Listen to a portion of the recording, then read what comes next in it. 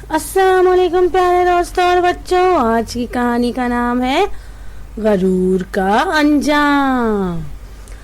बादशाह के दरबार में खादिम आया और मोदवाना लहजे में बोला, हुजूर, दूसरे मुल्क से एक ताजिर आया है और आपसे मिलने का ख्वाहिशमंद है।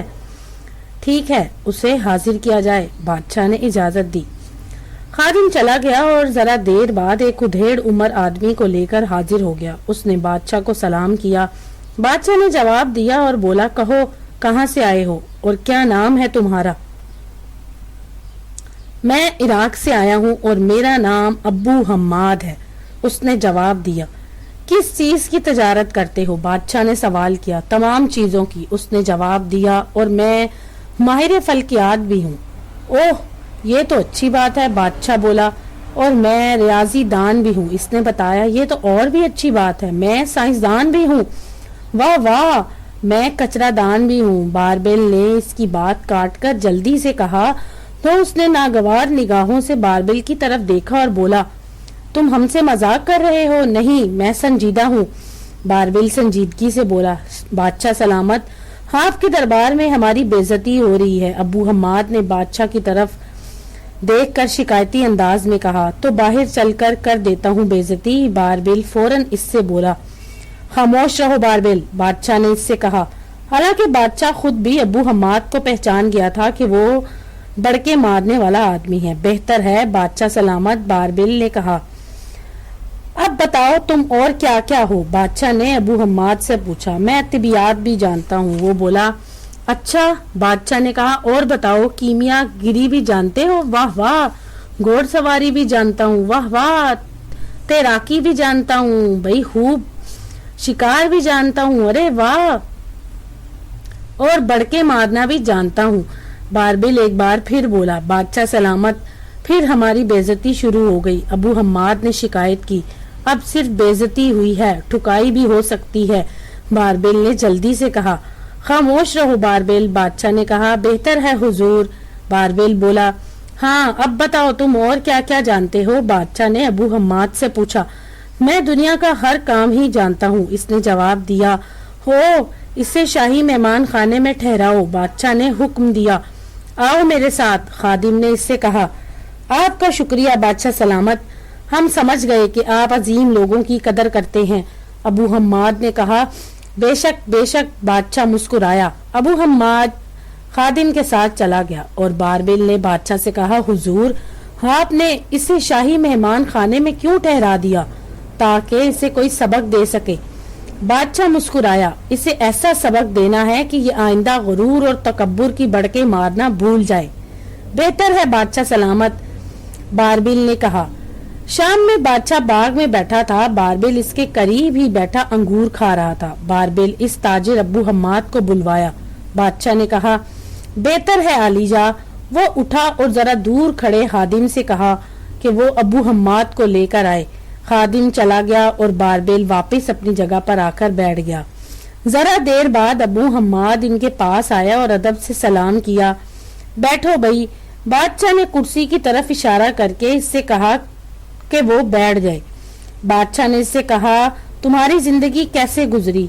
बहुत ही खतरनाक, इसने जवाब दिया।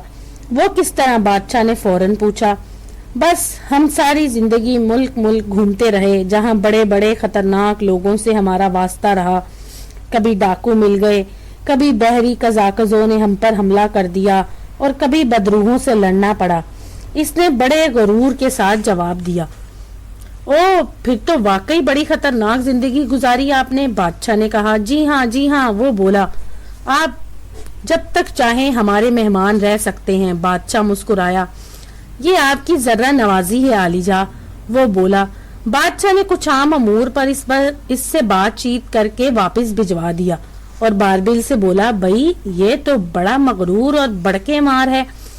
जी हुजूर, बारबेल ने कहा। रात में अबू हम्माद अपने कमरे में लेटा खूब मजे से सो रहा था। इसके खर्राटों की आवाजें दूर तक जा रही थी। अचानक दो खौफनाक शक्ल की बलाएं इसके कमरे में दाखिल हुई और अबू हम्माद की चारपाई के दाएं बाएं खड़ी हो गई। उठो अबू हम्माद, एक बला ने इसे हिलाकर कहा। ओ, ابو حماد نے اس کا ہاتھ جھٹک دیا، وہ نیند میں تھا۔ ارے اٹھو تو صحیح، دیکھو ہم آئے ہیں۔ وہ بلا بولی، صبح آنا۔ ابو حماد نے آنکھیں کھولے بغیر کہا، صبح کیا کرنا ہے، ہم تو ابھی قبرستان سے آئے ہیں۔ بلا نے کہا، قبرستان؟ وہ ہڑبڑا کر اٹھ بیٹھا اور جیسے ہی اس کی نظر ان بلاؤں پر پڑی تو وہ خوف سے تھر تھر کانپنے لگا۔ کیا بات ہے ابو حماد، تم کام کیوں رہے ہو؟ دوسری بلا نے پوچھا۔ تم کون ہو؟ وہ مشکل سے بولا۔ بدرو ہیں، اس نے جواب دیا۔ کیا؟ وہ اور لرزنے لگا۔ ابو حماد، ہم تمہیں لینے آئے ہیں، وہ بدرو بولی۔ مجھے کیوں؟ کیا میں نے تمہیں بلایا ہے؟ وہ بولا، تم زیادہ خوبصورت اور بہادر بھی ہو۔ بدرو نے کہا، نہیں، میں خوبصورت نہیں ہوں اور بہادر تو بالکل بھی نہیں ہوں۔ وہ بولا، نہیں، ہمیں پتہ چلا ہے کہ تم ہی دنیا کے سب سے ذہین اور بہادر انسان ہو، ہم تمہیں ساتھ لے جائیں گے۔ بدرو نے کہا، کیا کرو گی میرا؟ خون پیئیں گے۔ خون؟ ہاں، بہادروں کا خون ہمیں بہت پسند ہے۔ میں بہادر نہیں ہوں۔ میں نے کہا، نہ میں بہادر نہیں ہوں۔ نہیں، تم بہادر ہو، ساتھ چلو ہمارے، بدرو نے کہا، اور ان دونوں نے ایک طرف دیکھتے ہوئے خوفناک ہاتھ بڑھا دیا اور اس طرح اچھل کر جیسے کسی بچھو نے ڈنگ مار دیا ہو۔ اس نے چارپائی سے چھلانگ لگائی اور دروازے کی طرف بھاگا اور پھر وہ باغ میں آ کر ایک درخت کے پیچھے چھپ گیا۔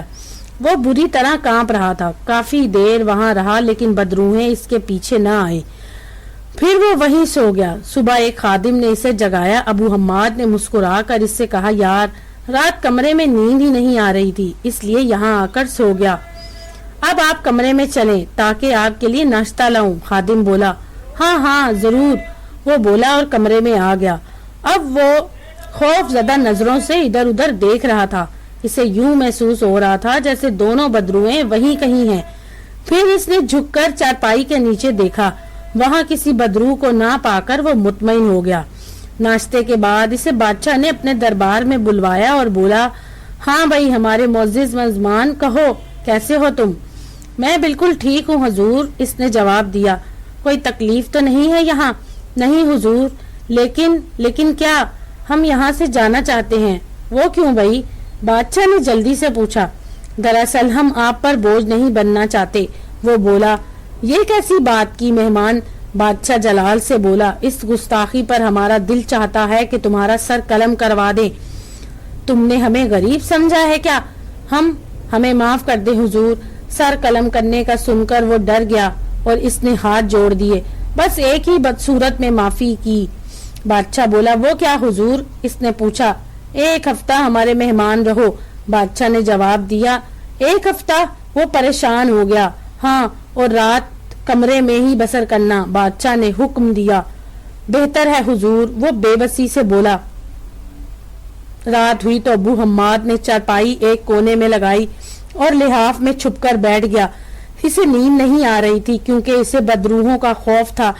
آدھی رات کے وقت وہ دونوں بدروہیں پھر آ گئیں۔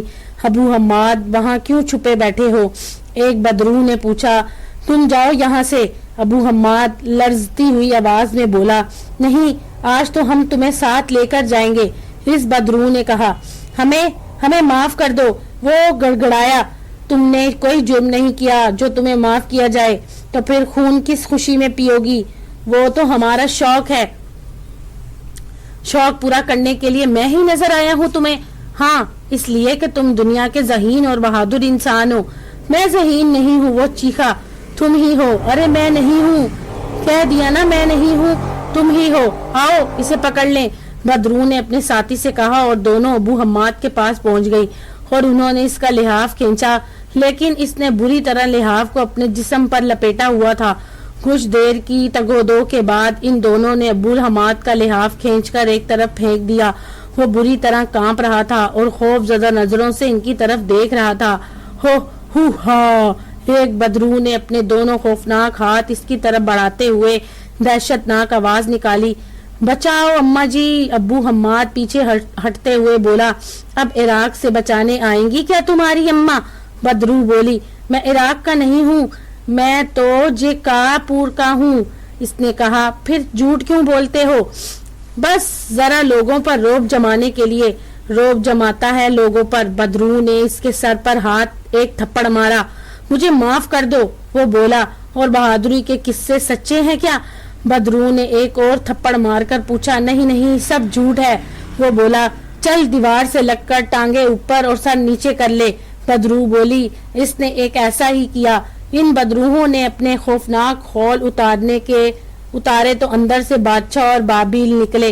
बाबिल ने अबू हम्माद से बात करता था। उसने अबू हम्माद से मुस्कुराकर कहा, अब देखा तुमने झूठ बोलने और गरूर का अंजाम। इसकी टांगे ऊपर और सर नीचे हो जाता है। फिर बादशाह और बाबिल वहां से हंसते हुए चले गए और अबू हम्माद ने सीधा होकर तौबा की कि अब वो कभी झूठ नहीं बोलेगा।